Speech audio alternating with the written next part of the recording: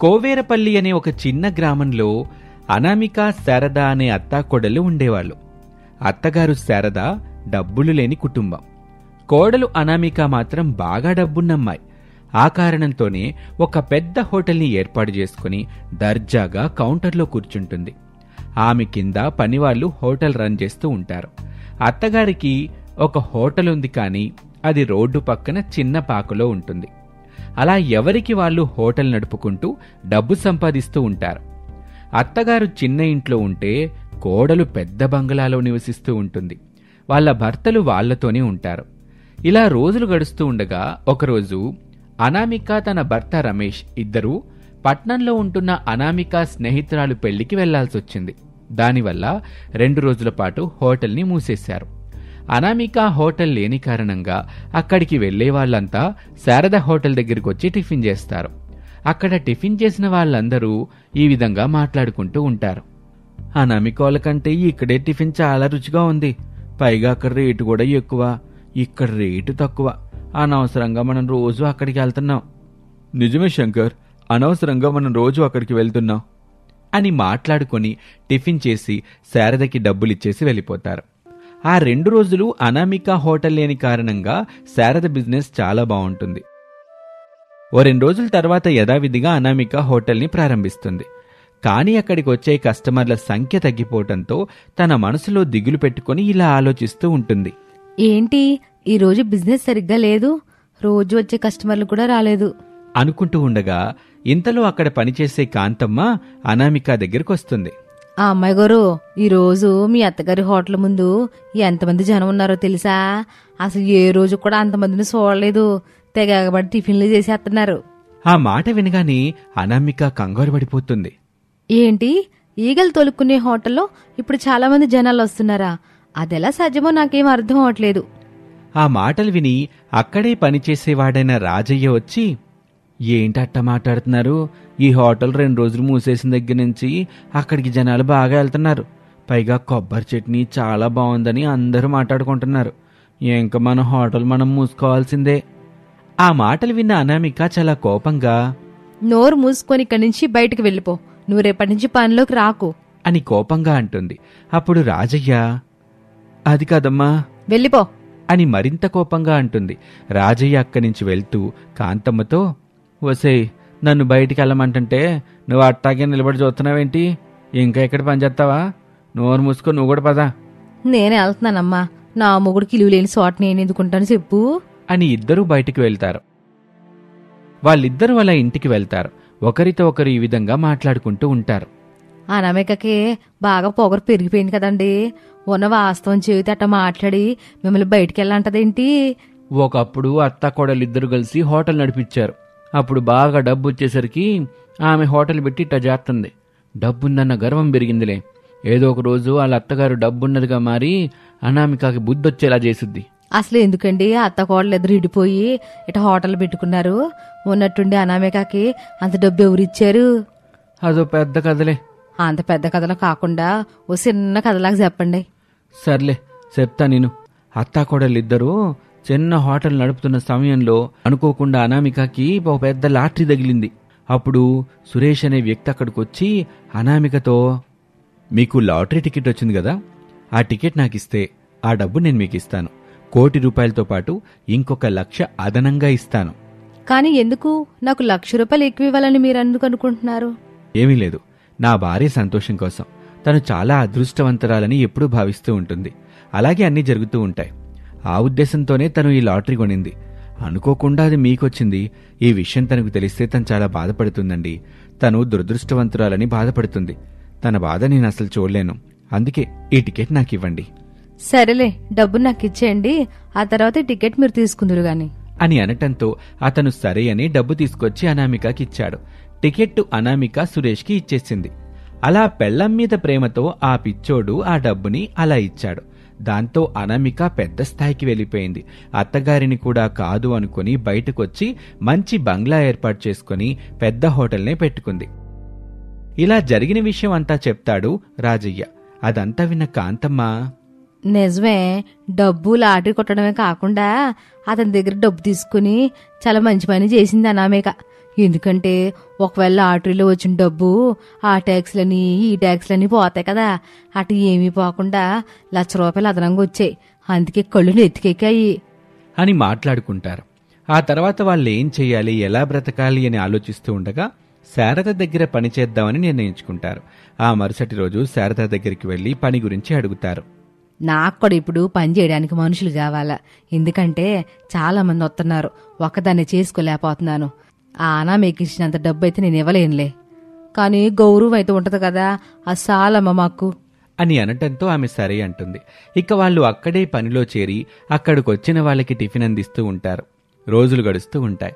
అత్తగారి హోటల్ బాగా ఫేమస్ అయ్యి బాగా డబ్బు సంపాదిస్తుంది. ఈ కారణంతోనే అనామిక హోటల్ మూసేయాల్సి వస్తుంది.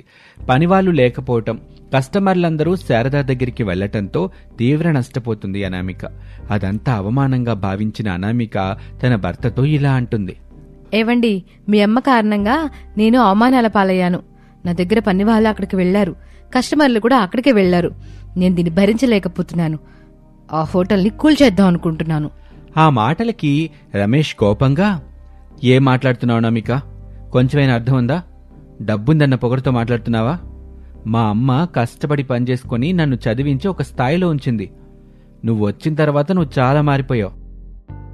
మా అమ్మ వాళ్ళని కూడా కాదనుకొని నీతో పాటు కలిసి నివసిస్తున్నాను. ఇప్పుడు వాళ్ళకి ఆధారం లేకుండా చేయాలనుకుంటున్నావా?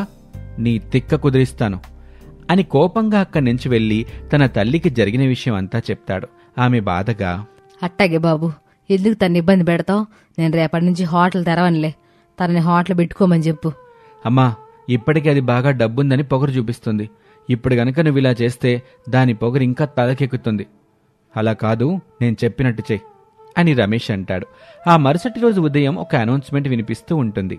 ఈ రోజు నుంచి శారదా హోటల్ అనామిక హోటల్ ఉన్న స్థలానికి మారిపోయింది. హోటల్ మాత్రమే మారింది, రుచి మాత్రం అలాగే ఉంటుంది. మీరు ఎప్పటిలాగే అక్కడికి వచ్చి శారదా వాళ్ళని ఆదరిస్తారని ప్రార్థిస్తున్నాం అని ఆటోలో అనౌన్స్మెంట్ వస్తుంది. అదంతా విన్న వాళ్ళందరూ అలాగే అక్కడికి వెళ్తూ ఉంటారు. అది చూసిన అనామిక తన భర్తతో, మీరిలాంటి పని చేస్తారని అసలు అనుకోలేదు. నా అనుమతి లేకుండా నా హోటల్లో ఆమెకెలా ఇస్తారు? ఇంకొక మాట మాట్లాడావంటే చెంప పగలగొడతాను. ఆ స్థలం నా పేరు మీదుంది. నువ్వు హోటల్ కట్టుకున్నావు అంతే. దానికి బదులు నువ్వు మా అమ్మా నాన్నలకి నన్ను దూరంగా ఉంచినందువల్ల చెల్లుకు చెల్లు, ఏం చేస్తావో చేసుకో అని మాట్లాడడంతో ఏమీ చేయలేక అనామిక అలా ఉండిపోతుంది. ఆ మరుసటి రోజు నుంచి అత్తగారి పెట్టిన స్థలంలో హోటల్ పెట్టుకుంటుంది. ఈగలు దోలుకుంటూ ఉంటుంది. అది చూసిన రమేష్ ఇలా అంటాడు. ఓడలు బండ్లవటం, బండ్లు ఓడలవటం అంటే ఇదే అనుకుంటా. గర్వం నెత్తికెక్కితే వాళ్ళు ఏ స్థాయి నుంచి గొప్ప స్థాయికి చేరారో తెలియాలంటే వాళ్ళు మళ్లీ తిరిగి ఆ స్థాయికి వెళ్తేనే వాళ్ళ గర్వం తగ్గుతుంది. ఇప్పుడు నా భార్య గర్వం కూడా పూర్తిగా తగ్గింది అని రమేష్ అక్కడున్న పని వాళ్లతో అంటాడు. వాళ్ళు కూడా మంచి పని చేశారు బాబు అంటూ మాట్లాడుతూ ఉంటారు. ఎప్పటికైనా అనామిక తన తప్పు తెలుసుకొని అత్తగారితో కలిసి మళ్లీ హోటల్లో ఉంటుందని భర్త భావిస్తూ ఉంటాడు.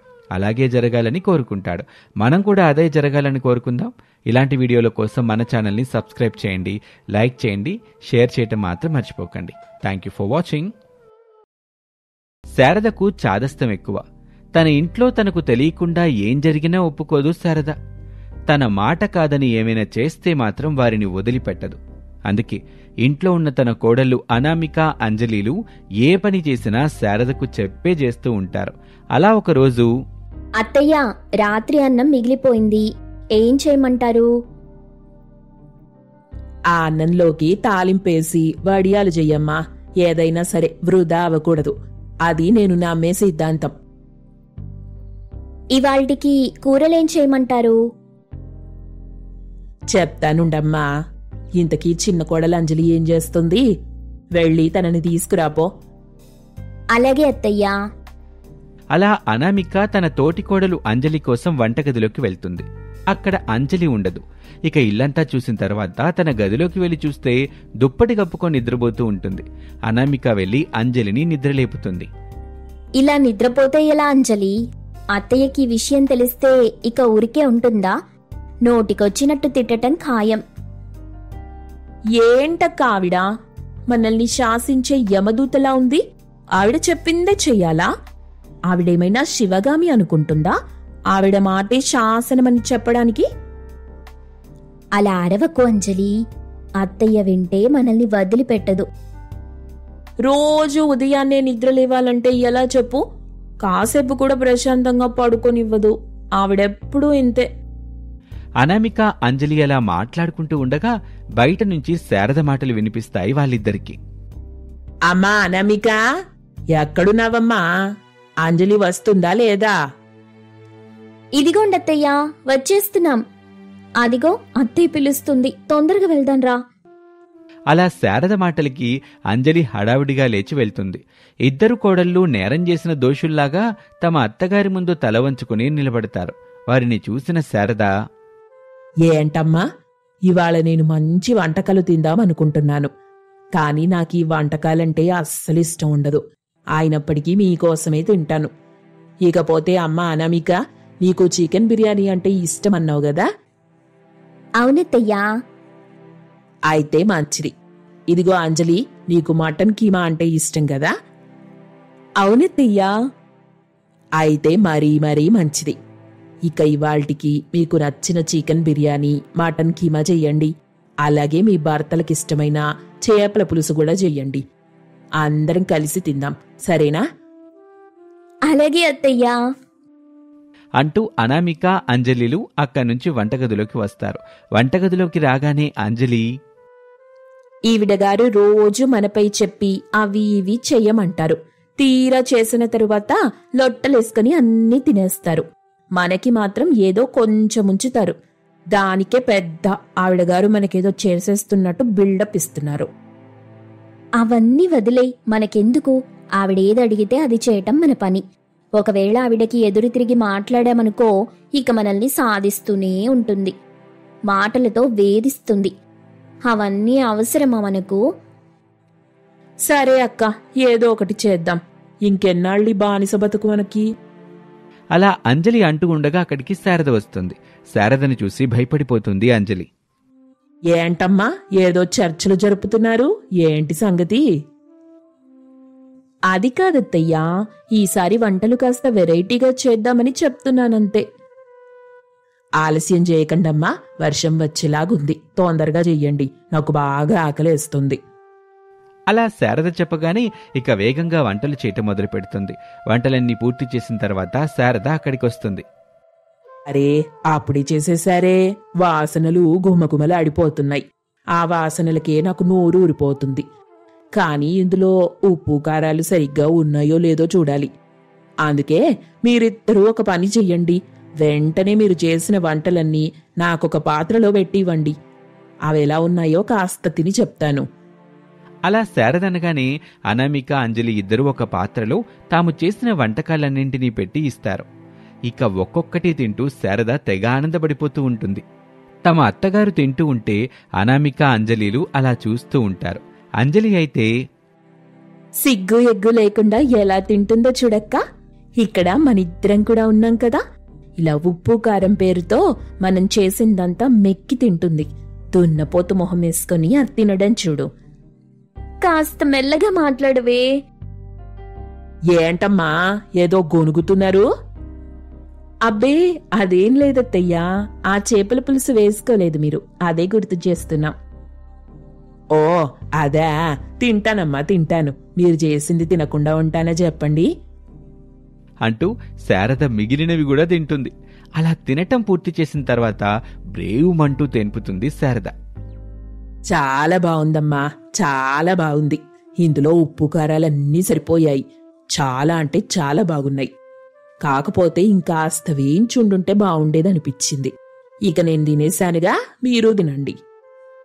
అలా శారద తినేసి వెళ్ళిన తర్వాత అనామిక అంజలి ఇద్దరూ ఉన్నా కాస్తంత వంటకాలు తింటారు.